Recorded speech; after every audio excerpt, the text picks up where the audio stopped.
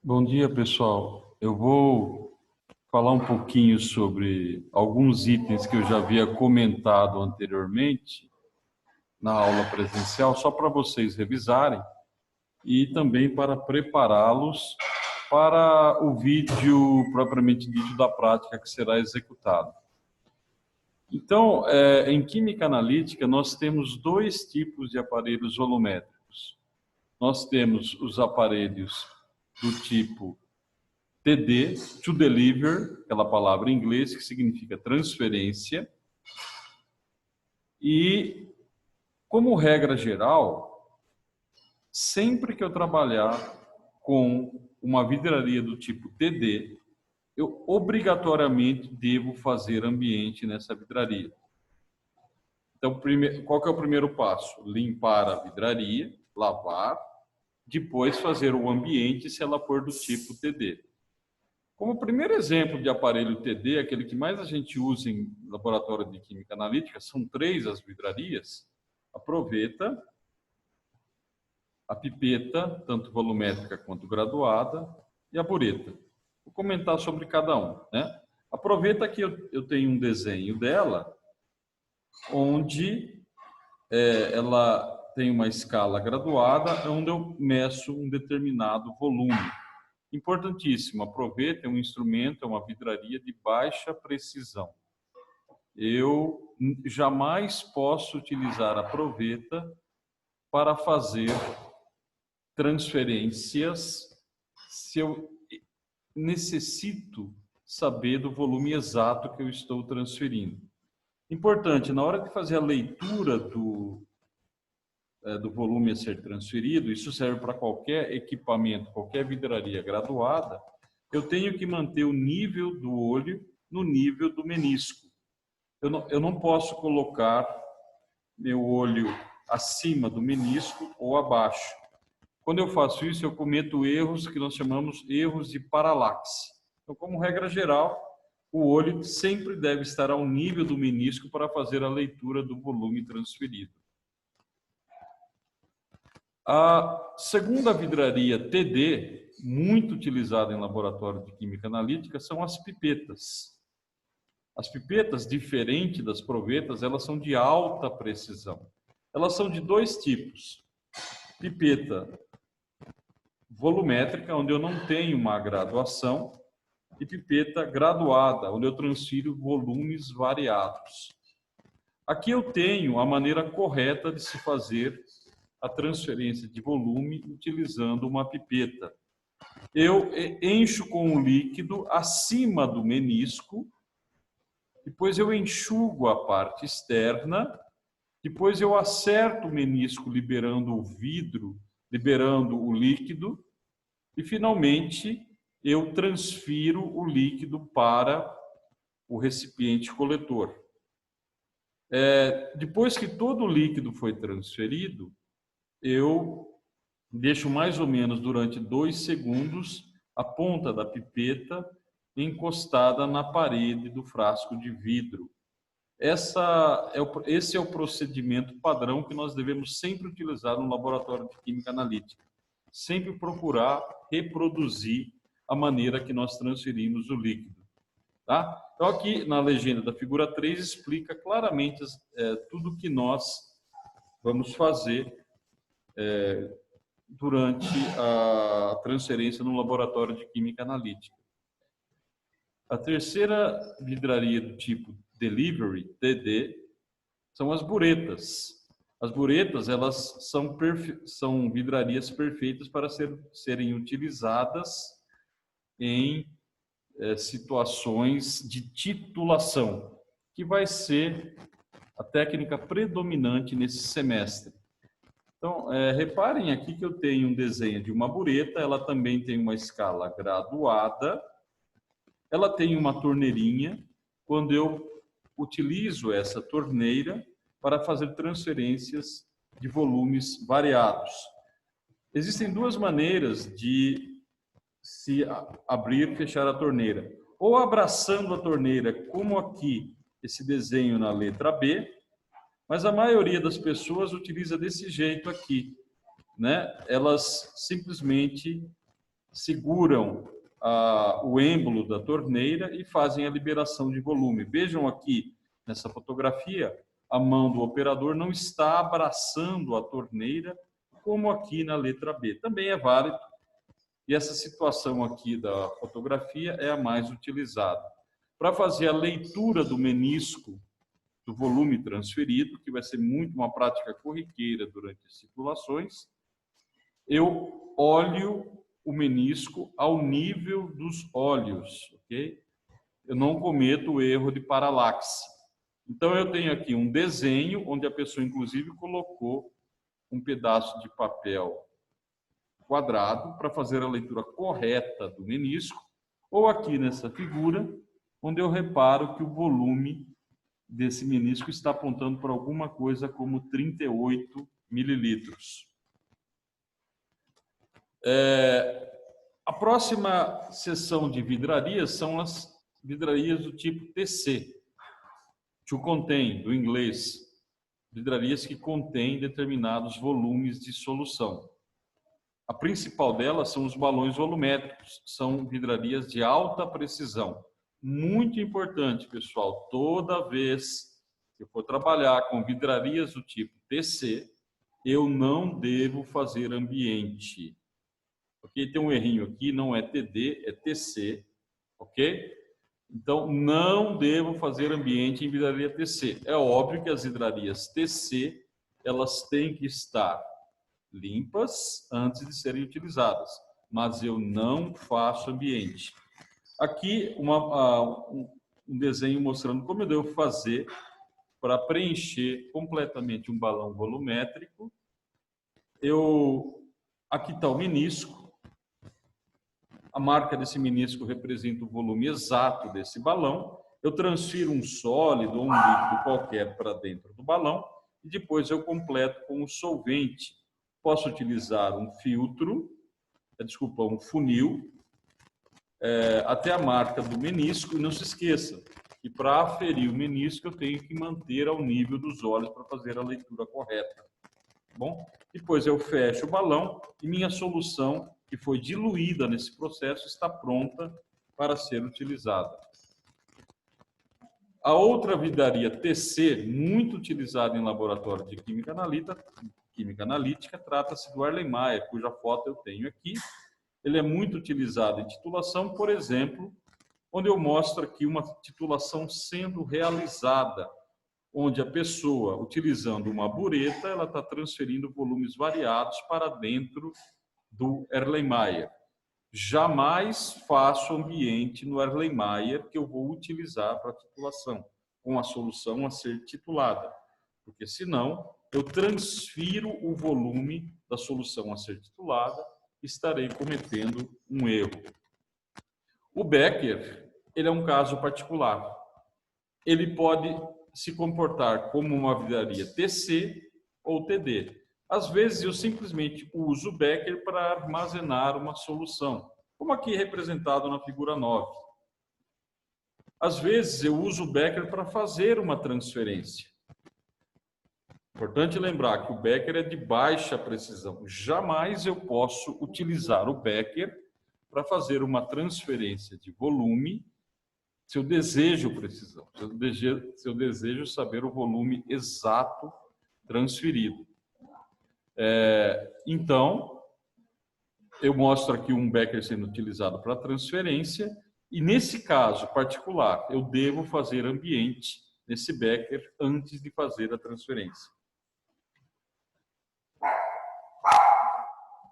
Outra coisa que eu gostaria de revisar com vocês é a questão de estatística, onde eu tenho dados obtidos no laboratório de química analítica e eu preciso tratá-los de maneira correta, aplicando estatística. Para isso, existem dois conceitos extremamente importantes que eu me lembro que eu falei na aula presencial, mas eu vou repetir aqui só para relembrar vocês. Existem dois conceitos em química analítica que são a exatidão e a precisão. A exatidão é a concordância entre o valor que eu obtive no laboratório e o valor verdadeiro daquela amostra que eu estou analisando. E precisão é a comparação entre meus resultados individuais. Num laboratório de química analítica, jamais se faz uma única determinação. Recomenda-se que se faça no mínimo 3. Ou seja, a gente trabalha sempre em triplicata. Em química analítica existem 2 tipos de erros: os erros determinados e os erros indeterminados. Erros determinados são aqueles que eu posso evitar. Eu analiso todo o meu processo analítico e procuro fontes de erros que são passíveis de serem sanadas. E erros indeterminados são aqueles tipos de erros que acontecem entre uma replicata e outra e sobre os quais eu não tenho controle. A estatística se aplica para os erros indeterminados. Os erros determinados eu devo sempre procurar eliminá-los. Só para relembrar o conceito de exatidão e precisão, nós temos aqui 4 alvos, onde 4 atiradores atiraram nesses alvos. Reparem aqui no primeiro caso. O acerto dos disparos, eles estão muito dispersos. Nenhum atingiu o centro. Eles estão longe do valor verdadeiro, representado aqui pelo centro, e dispersos entre si. Esse é um caso muito ruim. Uma análise desse tipo não tem qualquer utilidade. Ele é o analista que se comporta dessa maneira é um analista que não tem nem exatidão e nem precisão. O segundo caso é o caso do atirador que consegue acertar na mesma região do alvo, aproximadamente, mas distante do centro. Ele consegue ter precisão, mas ele não tem exatidão, por algum motivo. Por exemplo, a mira da arma que ele está utilizando não está bem calibrada. Então, a calibração da espingarda utilizada, da mira, vai fazer com que ele aproxime seus resultados do valor verdadeiro. Então, esse exemplo, a falta de calibração da mira da arma utilizada, é um exemplo de um erro determinado. Nós temos aqui, então, o segundo atirador é um atirador preciso, mas inexato. O terceiro é um caso que na prática também não tem qualquer aplicação, não tem qualquer serventia, porque os disparos estão dispersos, mas quando eu tiro uma média, eles estão próximos ao centro. Embora a média tenha exatidão, a dispersão dos tiros faz com que esse tipo de resultado não tenha qualquer utilidade prática. Então, o atirador 3 é exato e impreciso. E, finalmente, o atirador 4, que é o que se deseja, é o atirador que acerta muito próximo do centro do alvo, ou seja, ele faz análises cujos resultados estão próximos ao valor verdadeiro, estão muito próximos entre si. Então, é um analista exato e preciso. O próximo slide representa algumas considerações práticas sobre como devemos apresentar os resultados no laboratório de química analítica. Primeira consideração: todas as determinações devem ser feitas em replicata, no mínimo em triplicata. Jamais, no laboratório de química analítica, a gente trabalha com uma única análise. Depois, a gente calcula a média e o desvio padrão, que vocês podem utilizar uma calculadora para fazer isso.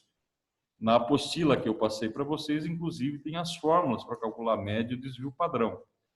Também pode ser utilizado uma planilha do tipo Excel para calcular essas duas grandezas. E, finalmente, a partir do desvio padrão, a gente calcula o intervalo de confiança da média. E no laboratório de Química Analítica desse semestre, a gente sempre vai utilizar um intervalo de confiança de 95%. Essa tabela mostra como que uma determinada constante, que é o fator T de student, varia de acordo com o número de replicatas. Então, por exemplo, numa triplicata, graus de liberdade 2, eu vou ter para o valor do fator T de student 4,30. Esse é o valor mais comum que a gente vai utilizar nesse laboratório. Se um aluno, por exemplo, fez 4 ensaios, o valor de T diminui para 3,18. E assim sucessivamente. Então, raramente a gente utiliza um nível de confiança de 99%. A gente sempre vai trabalhar com replicatas a partir daqui. Triplicata, quadruplicata e assim sucessivamente. Bom, como a gente faz para calcular os resultados obtidos no laboratório de Química Analítica? O melhor jeito é através de um exemplo, né, que eu vou mostrar aqui para vocês, inclusive no vídeo que vai ser disponibilizado daqui a pouquinho, também se faz uma determinação da estatística que deve ser empregada. Então, suponha que um aluno obteve 3 resultados para uma determinação. Aqui eu não estou preocupado em grandeza nem com unidade. 22,34, 22,29 e 22,37. Primeiro eu calculo a média e anoto o valor que sai da calculadora. É esse aqui. 22,3333,3. Calculo o desvio padrão, ou utilizando uma calculadora ou aplicando a fórmula. O desvio padrão a gente representa por S. Deu isso aqui, 0,040415. E o intervalo de confiança com nível de 95%. O intervalo de confiança, só para vocês relembrarem, é igual ao fator T de student, que no nosso exemplo é 4,30, vezes o desvio padrão, dividido pelo número de replicatas, que no nosso caso é pela raiz do número de replicatas, que no nosso caso é 3, dividido por raiz de 3. Vocês podem fazer, vai dar esse valor aqui. Então, aplica-se após esses resultados terem sido calculados as seguintes 2 regras. Primeiro, eu vou arredondar o valor de IC, esse aqui, de tal maneira que ele deve ser escrito com apenas um algarismo significativo. Lembrando que 0 à esquerda não é algarismo significativo. Então, eu vou ter 0,1. Arredondando, porque o algarismo posterior a 1 é 0, então eu mantenho o número 1 exatamente como está aqui, 0,1. Se o algarismo posterior terminasse em, prestem atenção, 5, 6, 7, 8 e 9, o algarismo anterior seria arredondado para cima. Ok? Então, nesse caso, eu mantive 0,1. Depois, eu vou escrever a média arredondada de acordo com as casas decimais do intervalo de confiança. O intervalo de confiança tem uma casa decimal, uma casa depois da vírgula. Então, a média tem que ser escrita com uma casa depois da vírgula. Veja a média que saiu da calculadora. 22,3333. Números menores do que 5. Eu sei que eu vou ter que parar aqui quando eu for escrever a média arredondada. Então, a média arredondada é 22,3. Então, meu resultado final é 22,3 mais ou menos 0,1. Importante, a média não tem nada a ver com o número de significativos. Número de significativos está relacionado com o intervalo de confiança. Ok, vamos à interpretação dos resultados.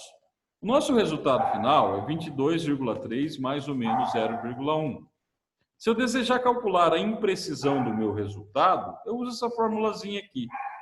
A média vezes 100 dividido pelo intervalo de confiança. Tudo arredondado já.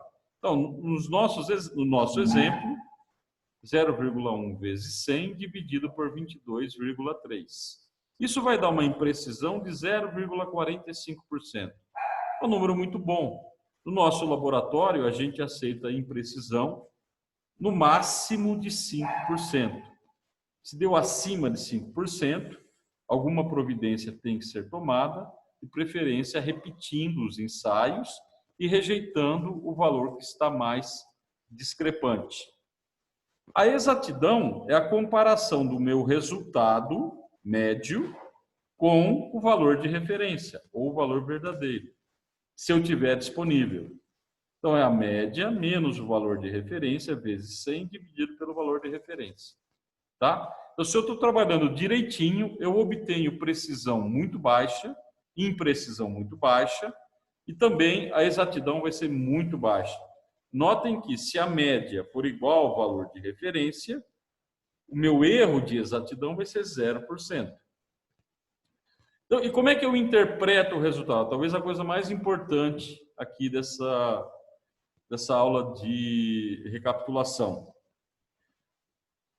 E como é que eu interpreto esse meu resultado aqui? Há 95% de chance do valor verdadeiro da amostra que eu acabei de analisar estar entre 22,2 e 22,4. Eu não sei qual é o valor verdadeiro da minha amostra. Eu posso passar isso em termos estatísticos, que é exatamente o que eu estou fazendo aqui. Agora, essa minha conclusão só é válida se a prática que eu acabei de realizar estiver isenta de erros determinados. Se minha prática tiver erros determinados, erros que eu posso evitar, essa minha conclusão simplesmente ela não é válida. Ok, pessoal? Agora eu vou passar o vídeo para vocês. E a prática de hoje, ela trata então da aferição de material volumétrico. Para essa aula, a gente vai precisar de um becker com capacidade de 50 ml, uma pipeta volumétrica classe A, um termômetro com faixa para medir a temperatura do laboratório e balança analítica para fazer as pesagens e água destilada. O objetivo, então, da prática de hoje é determinar o volume exato que uma pipeta é capaz de transferir. Isso se chama calibração da pipeta, né? Calibração do instrumento volumétrico. Eu preciso saber exatamente quanto que a pipeta que eu vou trabalhar ela é capaz de transferir. Isso é muito importante em laboratórios de alto nível. Laboratórios de alto nível só trabalham com instrumentos calibrados. Então, eu vou seguir o vídeo aqui e vocês vão ver que o professor Ricardo ele está fazendo a limpeza do material, tá? Ele está fazendo a limpeza. Tudo que nós vamos utilizar, ele tá usando um becker, agora ele está fazendo a limpeza da pipeta que nós vamos calibrar, ok? E lavando inicialmente com água de torneira e depois ele vai lavar com pequenas porções de água destilada. E a pipeta, então, que vai ser calibrada, ela estará pronta para uso. Vocês observem, então, toda a sequência de trabalho que está sendo feita.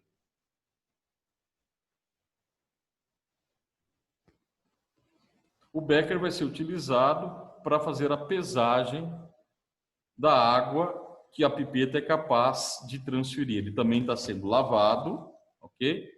Inicialmente com água de torneira e depois com água destilada. O becker, na hora de fazer a pesagem, ele tem que estar extremamente seco para que não haja variação da massa a ser pesada, conforme vocês vão ver. Tá? Então, ele está lavando o becker também com pequenas porções de água destilada. E notem que o becker, nesse caso, ele vai ser utilizado como uma vidraria TC, que o contém, enquanto que a pipeta é uma vidraria TD. Agora, nós vamos para a balança, ok? A balança eu acho que vocês já sabem mexer, vocês já viram isso em química geral. Inicialmente, a gente coloca o becker dentro da balança, faz a tara e vamos calibrar essa pipeta com essa marca aqui, Chemex, com capacidade nominal de 5 ml. Notem aquilo que eu falei, o becker tem que estar limpo e seco. O professor Ricardo vai colocar o Becker dentro da balança, ok? Vai fechar, a balança já estava zerada ou tarada, com a tara, né? Agora ele vai fazer a transferência de um volume de água utilizando essa pipeta Chemex de volume nominal de 5 ml.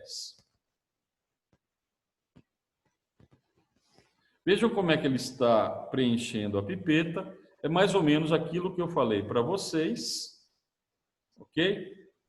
Ele está acertando o menisco da pipeta ao nível dos olhos. E agora ele vai transferir essa massa de água para dentro do becker. Como eu não removi o becker de dentro da balança, eu já vou estar medindo diretamente a massa de água transferida. Alternativamente, eu poderia ter pesado a massa do becker, ok? E por diferença ter calculado a massa de água transferida.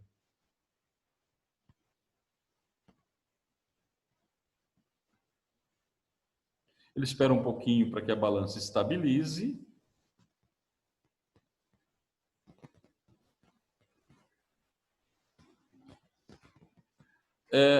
Aqui menciona as pipetas de sopro. É que algumas pipetas mais antigas, após a transferência, havia necessidade de soprar na sua extremidade para transferir toda a água. Mas isso hoje em dia não é mais utilizado, tá bom? Então, a primeira massa transferida foi 5,01 alguma coisa. Esse resultado vai estar disponível ao final desse vídeo. Agora ele vai repetir a operação uma segunda vez, para que a gente tenha a maneira correta, né, de se fazer o cálculo estatístico. De novo, ele colocou o becker dentro da balança, o becker tem que estar super seco. Ele, utilizando a mesma pipeta, volume nominal de 5 ml, ele vai transferir esse volume. Veja, então ele está medindo esse volume e vai transferir para dentro do becker, que está dentro da balança.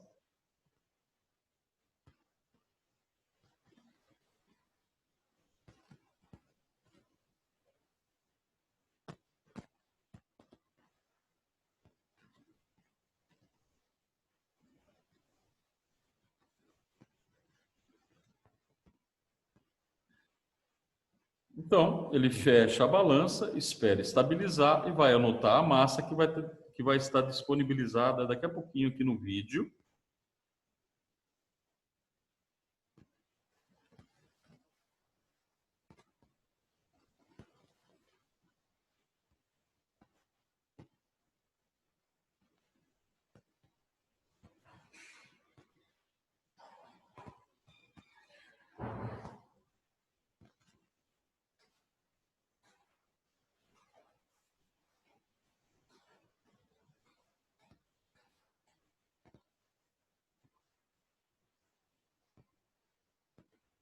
Então tá aí, pessoal. A massa pesada no segundo becker, na segunda transferência, foi 5,0149 gramas.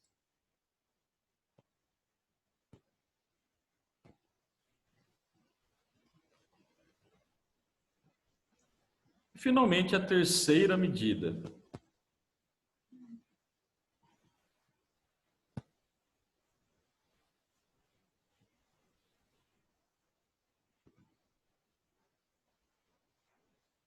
Procedimento exatamente o mesmo.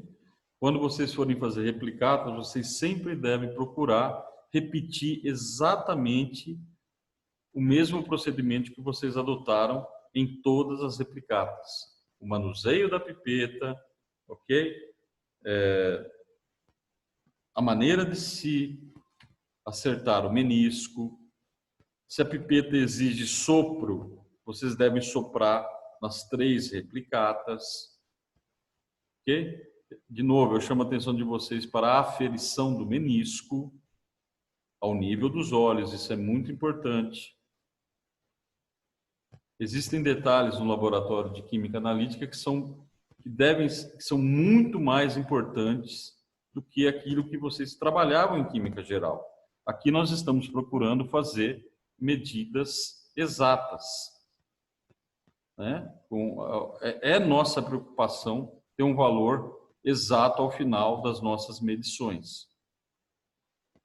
O professor Ricardo está transferindo a água da pipeta para dentro do becker.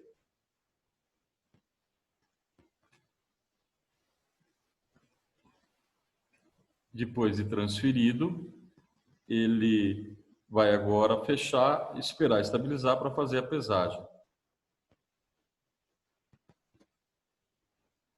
E aí está o valor. O valor da terceira pesagem é 5,0174 gramas.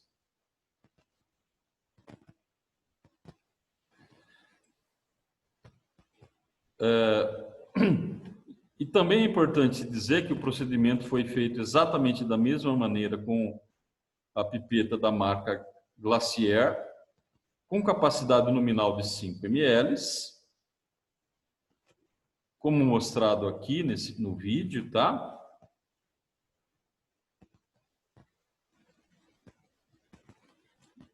E no caso da pipeta Glacier, as 3 massas transferidas foram 4,9671 gramas, 4,9570 gramas e 4,9577 gramas.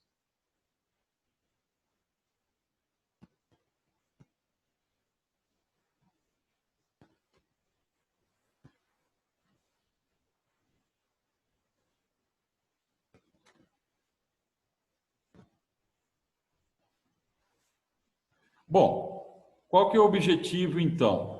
Escolhendo uma das duas pipetas, não precisa fazer para as duas, eu quero que vocês calculem a média, o desvio padrão e o intervalo de confiança dos valores dos volumes aferidos para cada uma das pipetas avaliadas.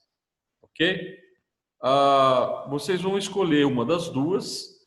A primeira é marca Chemex. As 3 massas transferidas as 3 massas foram disponibilizadas durante o vídeo e a segunda pipeta, as 3 massas também foram disponibilizadas. Vocês vão escolher uma das duas, gerar um pequenino artigo Word e enviar para o meu e-mail, e o título do arquivo vai ser seu nome completo. Eu quero simplesmente que vocês coloquem a marca da pipeta, as 3 massas de água que ela transferiu, os volumes para cada uma das transferências, o volume médio, o intervalo de confiança e a imprecisão da sua medida, ok? Amanhã, durante a etapa inicial da aula, eu vou explicar isso novamente, acho que vai ficar um pouquinho mais claro, né? Então, vamos continuar aqui o vídeo.